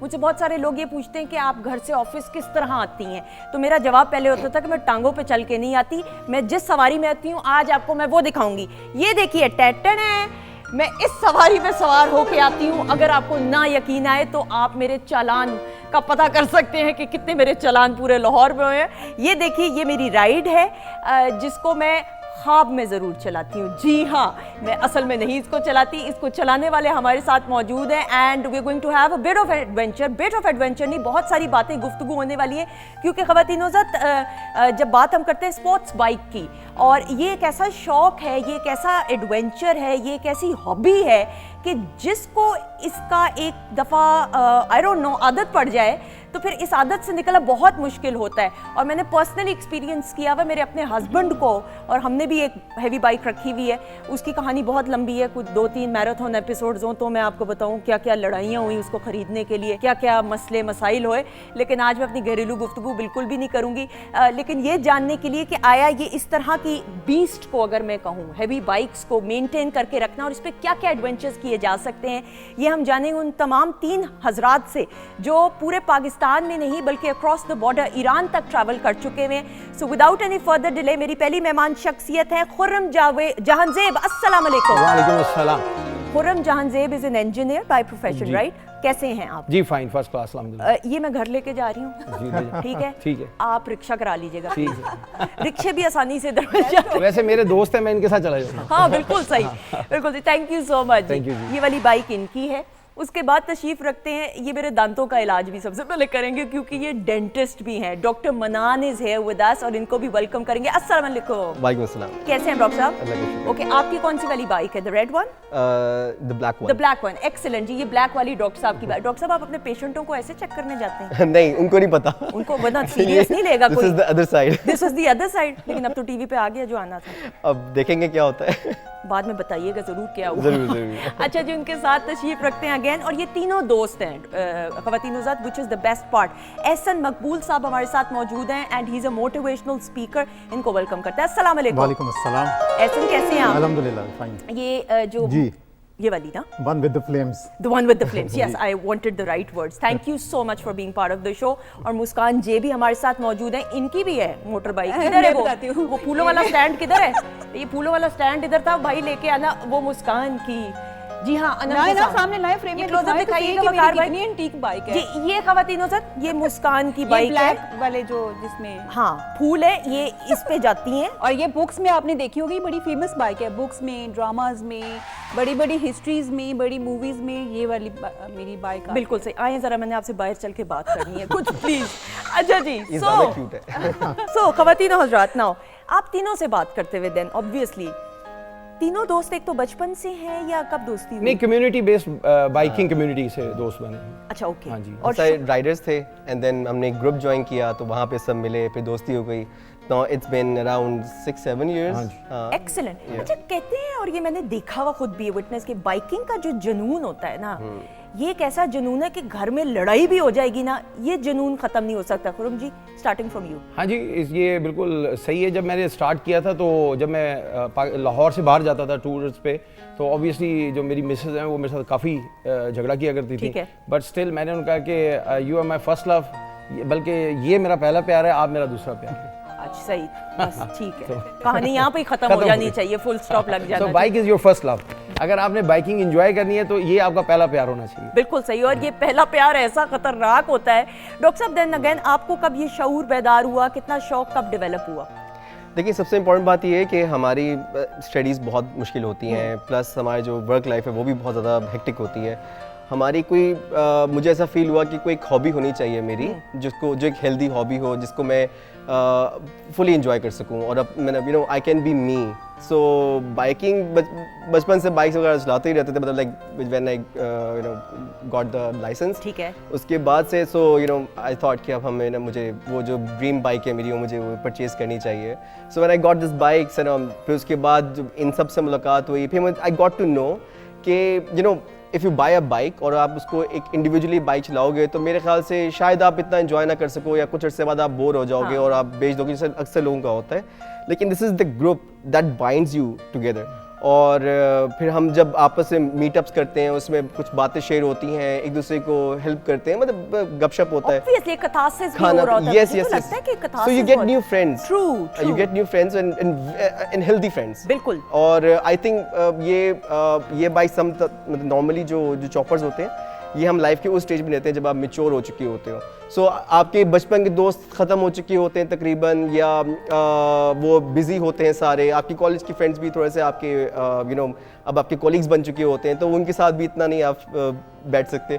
लेकिन जब आपकी बाइकिंग एक जो हॉबी आपका जो मिलता है ना, उनके इसका साथ, कोई सब्स्टिट्यूट उसका कोई नहीं। substitute नहीं। अच्छा जी, ऐसे नाउ देन ऑब्वियसली आपको भी ये शौक एक वक्त के बाद आया है या ये हमेशा से था? नहीं, मुझे साइकिल से मैंने स्टार्ट किया था वेरी गुड, स्कूल के वेरी ज़माने गुड, में। शाबाश। तो आई रिमेंबर के कोई 40 मिनट्स का डिस्टेंस था, मैं साइकिल पे जाया करता था स्कूल क्लासेस अपनी अटेंड करने के लिए। सही। उसके बाद फिर स्कूटर पे आए, स्कूटर से फिर मोटर बाइक पे आए, और फिर मोटर बाइक पे जब मैं आया तो मुझे याद है उस वक्त नई 125 आई थी, तो बड़ा क्रेज़ था उसका, वो ली। लेकिन उसके बाद एक फैमिली में इंसिडेंट हुआ, मेरा छोटा भाई था, उसका बाइक एक्सीडेंट हुआ, ही डाइड। तो उसके बाद कोई 5-6 ईयर्स हमारे घर में साइकिल, स्कूटर, बाइक सब मेरी मदर ने उसको सेल आउट कर दिया। तो फिर 6-7 ईयर्स लगे मुझे दोबारा वापस आते हुए, उनको फिर मनाते हुए कि जी कि नाउ आई एम मैच्योर, अब आप बड़ी, उनको बड़े बॉन्ड फील किए, मैंने उनको बड़ी तसल्ली दी कि जो है अब इसको बड़े आराम से चलाएंगे, विच इज़ एक बड़ी मेन चीज़ है जो सेफ्टी के पॉइंट ऑफ व्यू से भी। तो फिर मैंने दोबारा से स्टार्ट की 2007-8 में, और बस ऐसी रोड पे जा रहा था तो एग्जैक्टली यही बाइक थी, वो आगे से गुजर रही थी। ठीक है। तो बस उसको देखा बाइक को, तो वहाँ माइंड बन गया कि एक टाइम आएगा जब ये वाली बाइक खरीदनी है। और जब मैं ये बाइक लेने गया तो उस वक्त 2-3 और भी ऑप्शन थी, ठीक है। और वो इससे बेहतर ऑप्शन थी। लेकिन क्योंकि एक माइंड बन चुका हुआ था, इस बाइक को मैं देख चुका यानी हुआ वो था, ब्रांड दूसरे थे। ब्रांड दूसरे थे, ठीक है, तो फिर मैंने इवेंचुअली फिर ये बाइक पिक दिस की। Is amazing. ये तीनों अपनी मिसाल आप है। अच्छा जी, अब पाकिस्तान में तो ट्रैवल किया, पाकिस्तान में कहाँ कहाँ ट्रैवल किया, और फिर अक्रॉस द बॉर्डर अब ये मुझे ज़रा टेक्निकल टर्म्स नहीं पता कितना पेट्रोल इसमें डलता है, किस किस तरीके से आप लोग जब सफ़र पे निकलते हैं विद इन पाकिस्तान, पहले बताइए लॉन्ग रूट्स में क्या कुछ पैक करके जाते हैं? देखिए इसमें सबसे ट्रैवलर जो है ना उसकी जो सबसे क्वालिटी ये है कि वो बहुत कम सामान के साथ और बड़ा लॉन्ग ट्रैवल करता ठीक है। तो इसको अगर आप इसी तरह से लें कि लाइफ में भी आप जितना सामान कैरी करेंगे ना उतना परेशान होंगे, ठीक है। जितना आपके पास कम सामान होगा उतना आप इंजॉय करेंगे।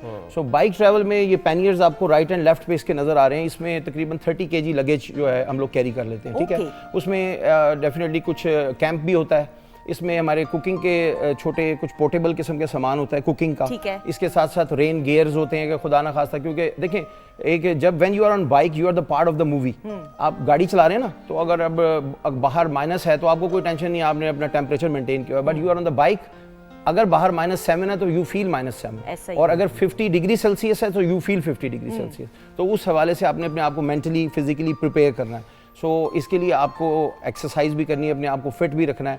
सो मैं अक्रॉस द बोर्ड यहाँ से जितने भी बॉर्डर्स हैं ना पाकिस्तान के, वो मैंने सारे किए हुए हैं। Okay. यानी ओवरऑल अगर आप कश्मीर से शुरू हो जाएं, कश्मीर स्कर्दू से ऑनवर्ड्स आपका चाइना बॉर्डर, और सारी मोटर बाइक इसी बाइक के ऊपर। हाँ जी, और उसके बाद अगर आप चित्राल वाली साइड से चले जाएं तो उस साइड पे भी जितना भी है, इधर से जीवनी जो कि एंड ऑफ बलूचिस्तान है, इधर से ताफ्तान बॉर्डर हो गया, और इसके बाद गवादर वाली साइड हो गई, और इधर से आपका फोटाबास और ये पूरा सिंध इंटीरियर करता हुआ, तो ये मैंने सारा किया हुआ। तो ईरान आप तीनों इकट्ठे गए थे? ईरान मैं गया था। चॉपर्स का थोड़ा सा ये होता है कि चॉपर्स राइड जो होती है ना, ये नॉर्मली मोटरवेज के लिए होती है। ठीक है। थोड़ा सा जब आप ऑफ रोड करते हैं ना, तो ऑफ रोड में चॉपर्स चूंकि थोड़ा सा आप देखें डिक्लाइन है नीचे, तो हाँ। उसकी वजह से थोड़ा सा ये बाइक देखेंगे ये थोड़ा ऊंचा है, हाँ। तो ये ऑफ रोड के लिए बना हुआ है। हाँ, ये जेन एवल ये तो जेन है। वेट का भी होता है। हाँ, फिर इसको मैनेज करना, फिर ये मोनोशॉक्स है थोड़ा सा इसका। तो चॉपर राइड जो होती है ये ब्रदरहुड राइड होती है, इसमें ये होता है कि एट अ टाइम आप 50 बाइकर्स निकले हुए हैं तो आप उसको एंजॉय कर रहे हैं, और ये आप सोलो भी कर सकते हैं। बिल्कुल, ये हर कोई नहीं इस्तेमाल कर सकता। अभी इसके ऊपर भी बात करेंगे कि हर कोई इसको ले तो लेगा, शौक पूरा कर लेगा, लेकिन क्या डूज एंड डोंट्स हैं। बहुत सारे बच्चों के, लड़कों के बहुत सवेयर एक्सीडेंट्स भी होते हैं, उनके ऊपर भी डिस्कशन करेंगे। नाउ डॉक्टर साहब, इंटरेस्टिंग वाकयात, लॉन्ग डिस्टेंस ट्रैवल करते हुए कभी कोई बाइक खराब हो गई हो, कोई इशू हो गया हो, बहुत कुछ हुआ होगा। ऐसे तो बहुत सारे वाकयात हाँ। हुए हैं। तो एहसन भाई की एक दफ़ा बाइक ख़राब हो गई थी, तो हम राइड पे निकले हुए थे, तो हमें फिर रोक के हाथ से पकड़ के जो है ना उस पे रिक्शे पे लोड करा के लेके गए थे। रियली रिक्शे वाला हंसा होगा जरूर। एक वो भी था कि एक बाइक वाला था 70 वाला, आई थिंक वो पाँव से लगा के धक्का लगा के गया था। इंटरेस्टिंग ये था कि क्योंकि ये लेंथ में ज़्यादा है, तो जिस चिंची को हमने बुलाया तो उसके ऊपर ये पूरी नहीं आई। अब मैं पीछे बैठ गया और इसको मैंने बाइक को पकड़ा हुआ था, इसका हाफ पोर्शन चिंची से बाहर आ रहा है, तो जारी बात है। और वो ऊपर से तेज बारिश शुरू हो गई, और वो मैं जिस तरह से पहुंचे हैं, और वो मतलब कि वो भी एक एडवेंचर था। चिंची वाला जरूर हंसा होगा, उसको कहा भाई एंड में काम तो मेरी चिंची ही है। वो मुझे कह रहा था कि जी आप पीछे ना इसको पकड़ के बैठे। मैंने कहा यार बाइक गिर ये बाइक्स ऐसी हैं कि इनकी बहुत मेंटेनेंस रिक्वायर्ड होती है। इनको तो आप घसीट भी नहीं सकते, गाड़ी को तो घसीट सकते हैं। ये बहुत मेंटेनेंस रिक्वायर्ड होती है। इसको कैरी करने का भी एक तरीका मैं आपको बताता हूँ। ताफ्तान क्योंकि बॉर्डर हमारी एक दफा खराब हो गई ना, तो मेरे मियां ने कहा धक्का लगाओ, मैंने कहा ये भी मैं ही करूं। हाँ, ये भी मेरी ड्यूटी है। ये भी मैंने ही करना है। एक तो बाइक आई घर में, उस पर लड़ाई हुई, उस पर भी अभी आपसे पूछेंगे कि यू आर मैरिड माशाल्लाह से, तो आपकी बेगम का क्या था रवैया, लेकिन पहले अपना वाकया। मैं आपको एक बड़ी मजे की बात बताता हूँ कि ताफ्तान बॉर्डर वाली तरफ है ना, बिल्कुल एरिया ऐसा है जहाँ के 100 किलोमीटर आगे और 100 किलोमीटर पीछे कोई नजर नहीं आता। ठीक है। तो एक हमारे दोस्त हैं मुकर्रम तरीन साहब, जो आजकल सऊदी अरब गए हुए हैं एक टूर के साथ ना, सऊदी अरब बाइक्स गई हुई हैं, 25 बाइक्स, आपको जाना था। तो मुझे भी जाना था, बट मुझे कुछ एक दो मेरी असाइनमेंट्स थी, नहीं जा सका। तो हम रास्ते में ना दालबंदीन से क्रॉस करते हुए जा रहे थे, तो उनकी बाइक की बैटरी ड्रेन हो गई। अब क्या करते, वहाँ पर ना बाइक की बैटरी और थी ना कुछ और था, तो फिर हमने क्या किया कि एक मजदा वाला जा रहा था, तो उससे एक रस्सी ली। अच्छा, उस रस्सी को एक बाइक के एक फुटरेस्ट के साथ एक रस्सी को बांधा, दूसरी तरफ से उसको किया, इसको ना यूं यानी कि एक बाइक यहाँ रखी जाती है और एक बाइक यहाँ रखी जाती है, और फिर हम उसको 70 किलोमीटर इस तरह लेके गए, और स्क्वाड बना के 2 बंदे आगे 2 पीछे, ताकि कोई बंदा उसके साथ एक्सीडेंट या कोलाइड ना हो जाए। तो इस तरह के इंसिडेंट बड़े मजेदार किस्म के होते हैं। प्रोटोकॉल। मुस्कान, आप कुछ कहना चाहेंगी प्लीज? मैं क्या कहूँ, मैं तो जेलस हो रही हूँ। जेलस भला? मैं तो सिर्फ अपनी बाइक पे मैं सिर्फ महलों में ही जा सकती हूँ, मतलब वो साफ सुथरी जगह पे। नहीं, आप तस्वीरें भी खिंचवा सकती हैं, ऐसी बात नहीं है। अच्छा, मुझे बताएं अगेन, इसकी मेंटेनेंस तो होगी, आपकी बेगम का क्या रद्द-ए-अमल रहा? अच्छा, बार-बार ऐसे खुद का फैसला करो ना, अगर आपने लड़ना है तो आप खुद से लड़ो ना। आप अच्छा, मेरी लड़ाई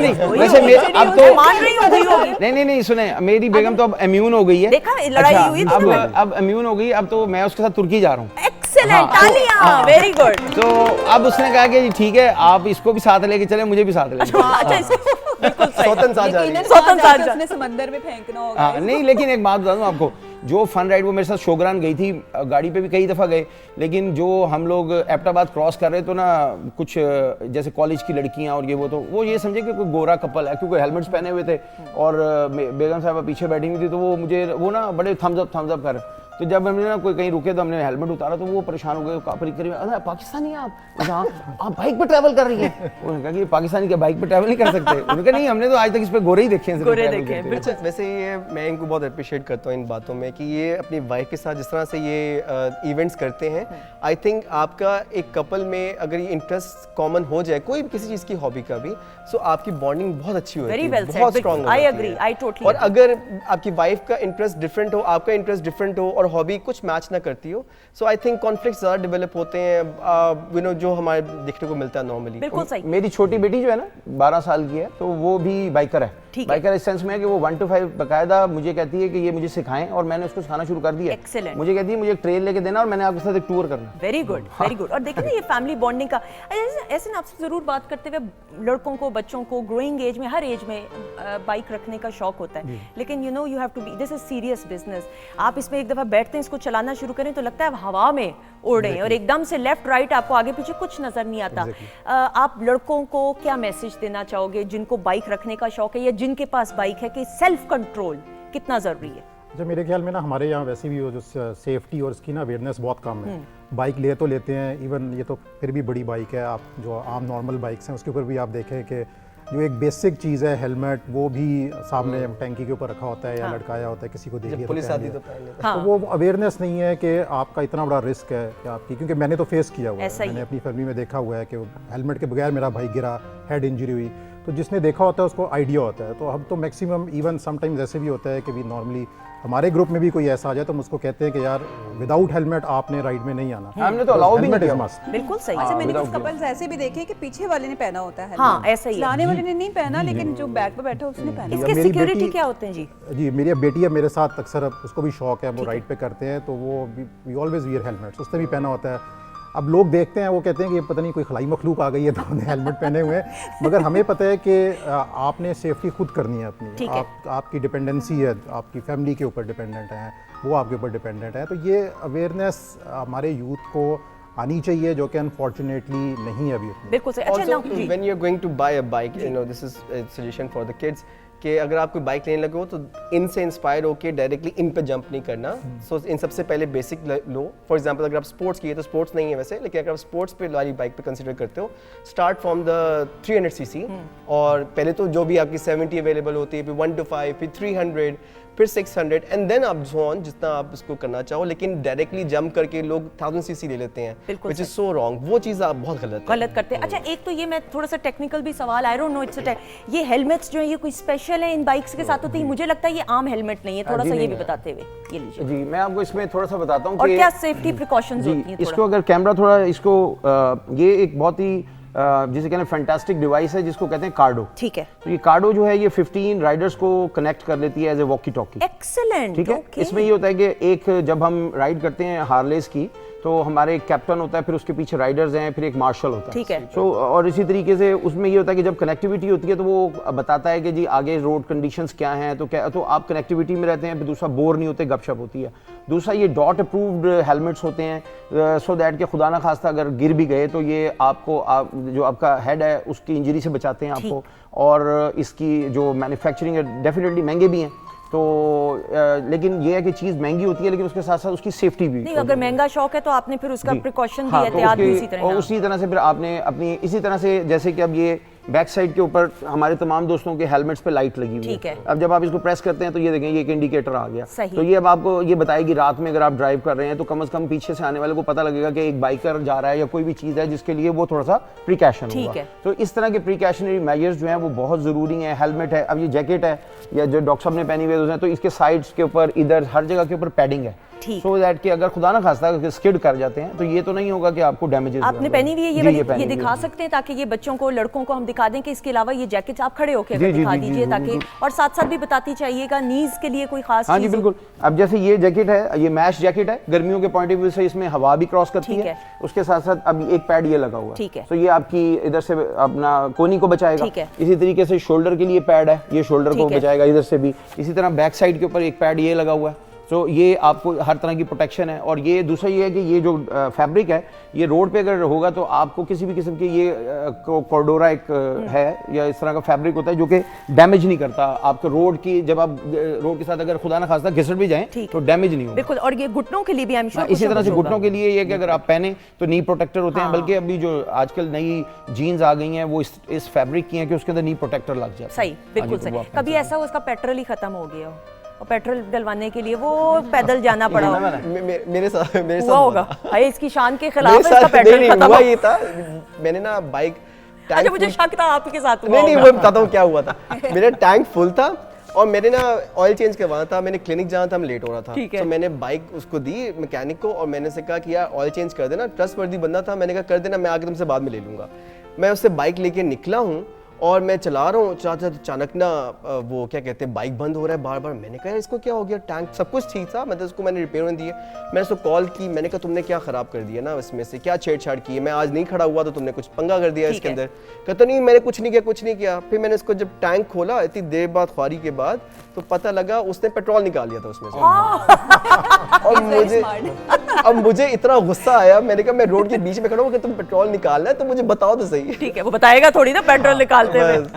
तो फिर That was क्या sad. किया एंड में? बस फिर क्या, वो इत्तेफाक की बात है कि वो मतलब आई डोंट नो उसमें कुछ एक कोई ऐसा मैकेनिज्म है, वो मुझे फर्स्ट टाइम पता लगा कि जिसमें वो बिल्कुल ख़त्म था पेट्रोल, कहीं रिजर्व में कुछ था, जिसकी वजह से फिर भी ये कोई 3 to 4 किलोमीटर चली गई एंड देन पेट्रोल पंप से मैंने फिल करवा लिया। बाइक को लिटाना पड़ता है ना उसको? नहीं, अगर आपने इसको लिटा दिया तो उठाएंगे कैसे? ये थ्योरी अच्छा, ये भी ये अच्छा ये क्यों भाई? इसको ये सवाल आ सकते हैं जहन में, हंसने की कोई जरूरत नहीं है, खबरदार। हाँ, अगर लिटा दिया तो ये उठेगा नहीं दोबारा। नहीं मतलब अब ये क्या बात हुई, तो लेट गई तो उठा लेंगे, 4 बंदे इकट्ठे हाँ, नहीं? 4 बंदे मिलके तो चार बंदे उठा सकते, लेकिन एक बंदे को उठाने का भी पूरा एक सिस्टम है, तरीकाकार है कि यू नो आपको डॉक्टर साहब आपकी सेहत से तो लगता भी नहीं है कि आप उठा सकते हैं। बहुत मुश्किल से। आप तो वैसे भी आपकी सेहत जो है, अच्छा ऐसे देन ऑब्वियसली इसकी शो बड़ी होती है रोड पे।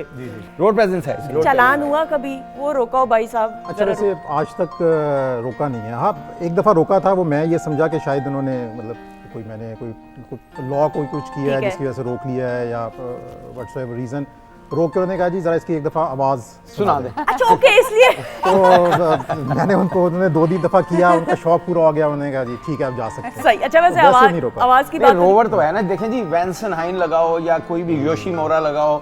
आपका कौन सा लगा हुआ है डॉक्टर? वेंसन लगा हुआ है। अब ये वेंसन का एग्जॉस्ट जब लगा हो और स्लिप ऑन हो तो फिर तो आप खुद ही सोचे ना कि एक दफा जब आप थ्रॉटल देंगे तो फिर इट्स और वो माइल्स अवे से आवाज आना शुरू हो, प्रेजेंस आपको एकदम से जो आती है। एक बड़ा इंटरेस्टिंग हुआ वाकया, ये कैवलरी से मैं गुजर रहा था, तो वो अंडरपास से मैं गुजरा, तो ठीक है। मेरे साथ एक गाड़ी जा रही थी, तो जब ये अंडरपास से गुजरती है ज़ाहिर बात है वो एक साउंड क्रिएट होता है, तो वो जब बाइक गुजरा तो एक मैंने उसको वैसे ही थ्रॉटल एकदम दिया, तो मैं स्पीड पे आगे जाके जब सिग्नल आया तो रुका, तो पीछे मैं नोट किया एक बुजुर्ग हैं, वो बड़ी स्पीड पे गाड़ी लेके आ रहे हैं। तो जब आके उन्होंने गाड़ी रोकी तो उन्होंने मुझे इशारा किया, उन्होंने खोला तो उन्होंने कहा यार मुझे हार्ट अटैक होने लगा था। उन्होंने कहा जी कि यार जब आप गुजरा करे तो ज़रा आराम से गुजरा करे, तो मैंने उनको अपोलोजाइज़ किया, मैं मुझे नहीं आइडिया था कि ऐसा ही है। तो वो समटाइम्स इसकी जो साउंड होती है ना, वो आप एकदम किसी के पास से गुजरें और टनल्स में और अंडरपास में जाके वैसे ज़्यादा हो जाती है। ये बेसिकली गैंगस्टर है ना, असल में ये गैंगस्टर बाइक्स हैं। तो किसी को डराना हो तो आपकी ये बाइक है? नहीं अब हाँ ऐसे है ना कि जब एक दफा गैंग जब जाता है ना तो बड़े बड़े जो है उनका पित्ता पानी हो जाता है। बिल्कुल सही। आप तीनों जरा चलें, आपसे हमने राब्ता करना है, आए जरा प्रोग्राम वाइंड अप करके। Thank you so much, it was a pleasure having you and ये बाइक हमने चला के भी दिखानी है तो लेकिन इससे पहले आपका शुक्रिया अदा करते हैं। कोई मैसेज क्विकली यंगस्टर्स को देते हुए जिनको बाइक्स का शौक है, लेकिन वन लाइनर मैसेज? जी वन लाइनर मैसेज ये है कि जी सबसे पहले आप अपना अच्छा पढ़ें और अपनी स्किल इंप्रूव करें और अपने आप को इस काबिल करें कि आप इस तरह की चीज़ें खरीद सकें। क्योंकि एडमायर करना बहुत आसान है, चीज़ों को लेने के लिए आपको एक पैशन, एंथुसिज्म और स्किल चाहिए। पाकिस्तान के अंदर यूथ के पास बहुत कुछ है लेकिन स्किल की कमी है, तो मेरी रिक्वेस्ट है कि आप स्किल रिटेन करें। खाली पढ़ाई जो है ना वो कुछ नहीं देती, उसके साथ एक स्किल जरूर है। कोई भी स्किल जो है वो आपके लिए कामयाब है। एक छोटी सी एक मैसेज इस तरह से कि जब हम छोटे थे हम देखते थे कि कोई बड़ी बाइक को देखते थे इम्प्रेस हो जाते थे, नाउ वी हैव इट लेकिन हम सोचते हैं कि अब इससे ऊपर कोई चीज़ ली जाए। सो इंसान की जो ख्वाहिशात होती हैं ना वो लामहदूद होती हैं। सो आपको जो है उस पर stay happy and work harder, जिस तरह मैंने बताया, अपनी स्किल्स इंप्रूव करें एंड गेट न्यू थिंग्स। बिल्कुल सही जी। मेरा तो सेफ्टी से रिलेटेड है, आप बाइक लें ज़रूर लें, लेकिन यूथ के लिए स्पेशली कि एटलीस्ट हेलमेट का इस्तेमाल ज़रूर करें, क्योंकि आपको नहीं पता कि आप जब घर से निकलते हैं तो पीछे आपके डिपेंडेंट्स हैं, और आप उसको हेलमेट अगर यूज़ करेंगे तो अपने हेड इंजरी को आप सेव कर सकते हैं। तो बाइक चलाएं, बिल्कुल चलाएं, अच्छी चीज़ है, एक अच्छी हॉबी है, पैशन के साथ चलाएं, मगर सेफ्टी इज़ फर्स्ट। मुस्कान, कोई मैसेज? वेल मेरे पास बाइक नहीं है तो मैं हेल्थ पे मैसेज देना चाहूँगी कि आजकल मैंने सुना है कि बहुत सी प्रॉब्लम्स हो रही हैं, देखा भी, फेस भी किया। तो मैं सिर्फ यंगस्टर को ही नहीं, जितने भी हमारे मतलब लोग देखने वाले हैं, मैं सबको ये कहूँगी कि अपनी डाइट पे फुल तवज्जो दें, कलर ड्रिंक्स ना पिएं, कम से कम कलर ड्रिंक्स पिएं, क्योंकि उसकी वजह से आपकी बॉडी में बहुत सी चेंजिंग्स आती हैं, बहुत से मसले मसाइल पैदा होते हैं। तो कोशिश करें कि खाना घर का खाएं और पानी साफ़ पिए, घर का पिए, और खाने से पहले पानी ज़रूर पिए। ये इस चीज़ की हॉबी बना लें। बाद में जब हम ढूंढ रहे होते हैं ना वेट लॉस करना, ये चीज़ें, अगर आप नाश्ते से पहले थोड़ा सा हाफ कप गर्म पानी सादा पी लें, कोई उसमें कुछ चीज़ें ऐड नहीं करनी है आपने, तो वो आपकी बॉडी को बहुत हेल्प करता है। बिल्कुल सही, थैंक यू सो मच। और इसी के साथ ख़वातीन और हज़रात, ज़रूर ये शौक़ अगर आप में है, लड़कों में, हमारे बच्चों में, यंगस्टर्स में ये शौक़ बाइक राइडिंग का है, ज़रूर कीजिए। लेकिन अब सबसे पहले प्रिकॉशन, अपनी ज़िंदगी का ख़ास तौर पे ख्याल रखना, क्योंकि आपकी ज़िंदगी सिर्फ आपकी नहीं है, आपकी ज़िंदगी के साथ मुंसलिक है आपके माँ बाप की जान, आपके बहन भाइयों की, आपके अपनों की जान और ज़िंदगी। तो खुदारा जब सड़क पे आप निकले, बाइक चलाएं, तो तमाम लवाजमात, प्रिकॉशनरी मेजर्स को अप्लाई करके ज़रूर शौक़ को पूरा कीजिए एंड आहिस्ता आहिस्ता से उस मंजिल तक पहुँचने की कोशिश कीजिए जिसकी ख्वाहिश आप रखते हैं। अपना बहुत सारा ख्याल रखिएगा। खुदा हाफिज़। अभी नहीं करी बाइक तो भाई जरा ऑन करके तीनों आ जाए भाई। चले जी। अच्छा, हम ना डेविस रोड पे रश है तो हम लक्ष्मी चौक से यू टर्न काट के जाएंगे। तो फिर ऐसा करते हैं कि एहसन आपकी बाइक से स्टार्ट करेंगे। मैंने ना वो चने की दुकान है, वहां तक जाना है, तो ये आप खाना, हाँ प्लीज, तो आप मेरे चने की दुकान वाले तक के पास चलेंगे और इनको क्लैप में हम रुखसत करेंगे। Thank you so much. आ जाइएगा, आ जाइएगा, टर्न बाय टर्न होगा। और डॉक्टर साहब की जरा देखिएगा, ये लग रहा है कि उड़ने वाले हैं हवा में। ये सन्स ऑफ एनार्की हैं। Oh my God. अच्छा जी, पहला एग्जिट होगा एहसन का, उसके बाद फिर डॉक्टर साहब का और फिर खुरम आपका होगा। ठीक है जी। और ये लाइट्स ऑन भी हो गई हैं, वेरी गुड। अच्छा जी,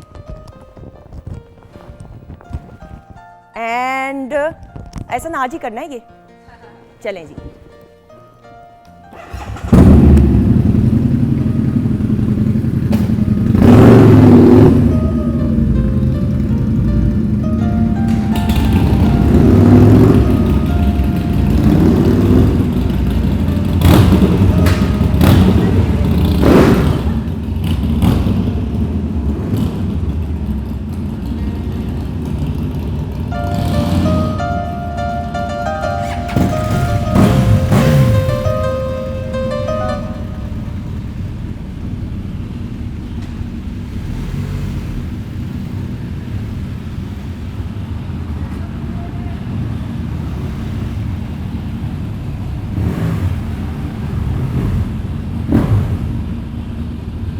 और इसी के साथ खुदा हाफिज, बाय बाय। और मेरी बाइक मेरा इंतजार करिए। बहुत सारा ख्याल रखिएगा। Thank you so much. Keep watching PTV home and weekend at home. खुदा हाफिज।